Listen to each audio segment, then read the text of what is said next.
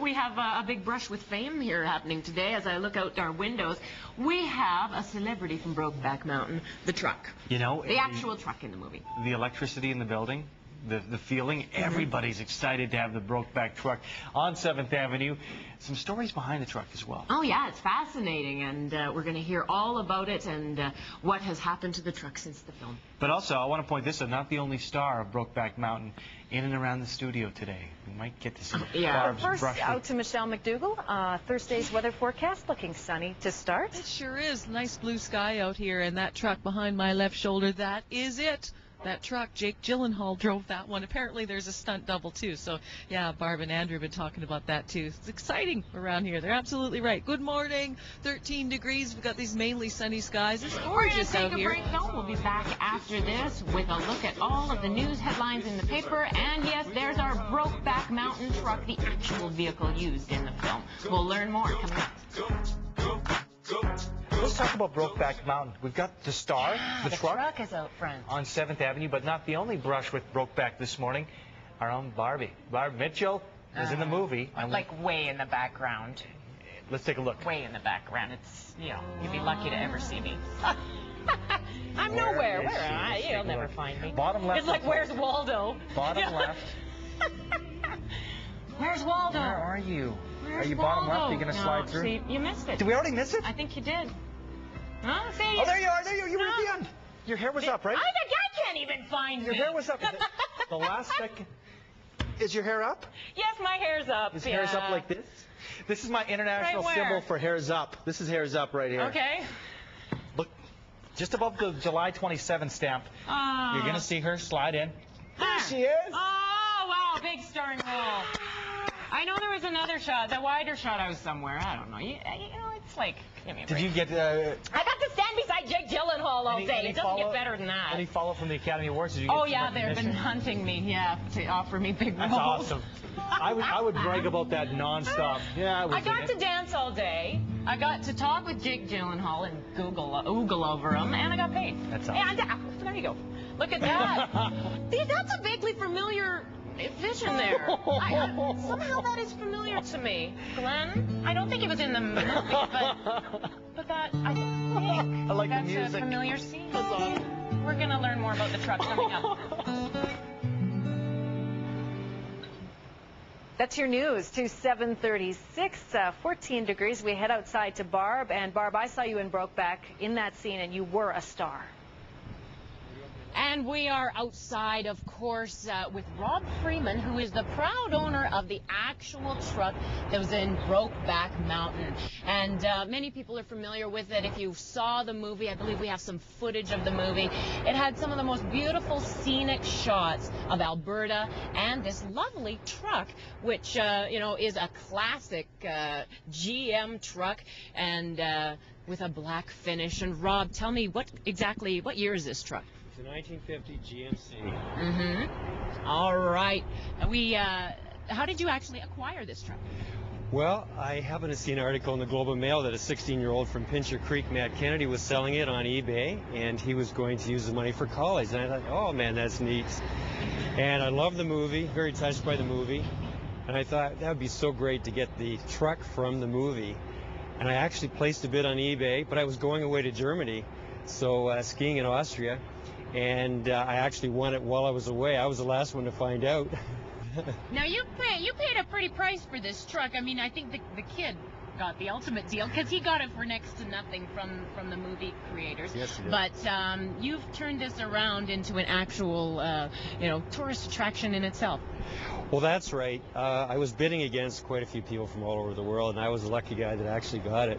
And many people said, would I actually do tours in it? And I said, oh, I don't know.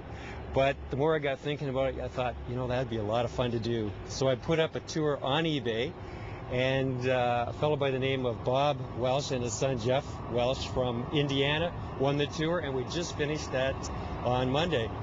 So it was a lot of fun. We spent 3 days on the road, viewing the movie, viewing the stills, recreating the scenes. We had a lot of fun. Now, that's the fun thing about it, because you're driving in the actual truck that was in the movie, and you brought her along this little video unit so they can watch the movie as they're driving and you're pointing out all of the different scenic locations in Alberta? Did you go to every single major spot from scenes in the movie? Well, you know, there's actually well over 60 different scenes. We didn't do quite that many. We did about maybe 12 to 15 a day.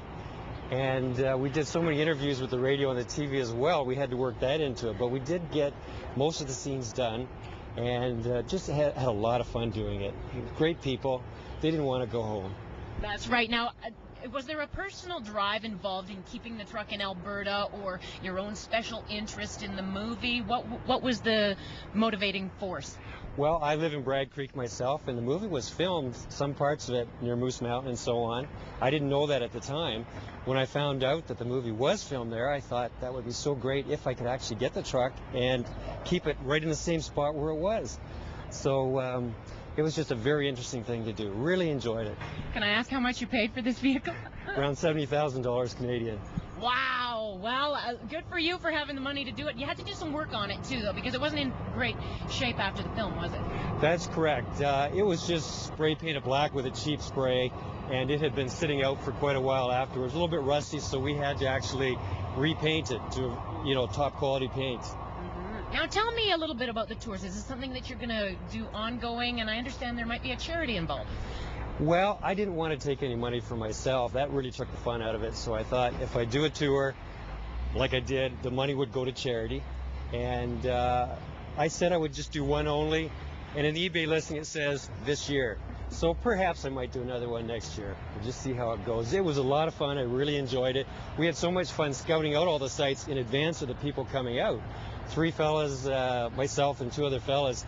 We spent 6 days with 3,000 miles on a rented vehicle, unlimited mileage option, of course.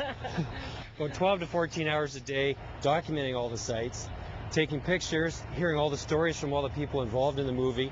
And we actually started a website. It's a nonprofit, no commercial. It's called findingbrokeback.com.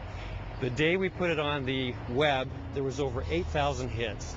So there's a lot of people interested in this. Now, you have some other memorabilia here. You have like a photo album that you brought along with you, but you've got some license plates here. Tell me about these license plates that you acquired. I bought the black one is the one that in the rodeo scene when Jack meets Laureen, her hat falls off when she's on the horse. That's the license plate that's on the truck at the time. The first license plate, the white one with the dirt on it there, is the license plate that's seen on the truck when he pulls up and gets the job. Now that license plate was already bought by a fellow by the name of Tom Gregory, and I thought, oh man, I wish I could get that license plate. I found out his name, I called him, and he said, sure, I'll sell it to you. And he said, as a matter of fact, I was bidding on that for you. I didn't see your name on eBay. I was bidding on it for you. And I asked him, I said, well, what would you sell it to me for? I was figuring he's going to want a lot of money for that because I'm the guy that's got the truck. And he says, no, you can have it for what I paid for it. So I was just blown away by that. And so now I've got both plates that are with the truck in the movie. Oh, fantastic. You've got the complete package. You also got a buckle that I think only people directly involved with the film acquired as well? Yes, a lot of this memorabilia sells on eBay. And I was talking to one of the fellows that worked on the movie about the truck and so on. And he says, by the way, would you like to buy a belt buckle? And I said, sure. So that's the belt buckle you see there. It's Brokeback belt buckle. All right. Well, we wish you well with the future of this truck, and thanks for purchasing it to keep it in Alberta because it is a very cool part of Alberta's history. I'm sure Alberta Tourism loves you. All the work you're doing for them for free. Thanks for joining us. Oh, look at our cool cowboy posing just like Brokeback. Oh, it's a vision. Stay with us on BT.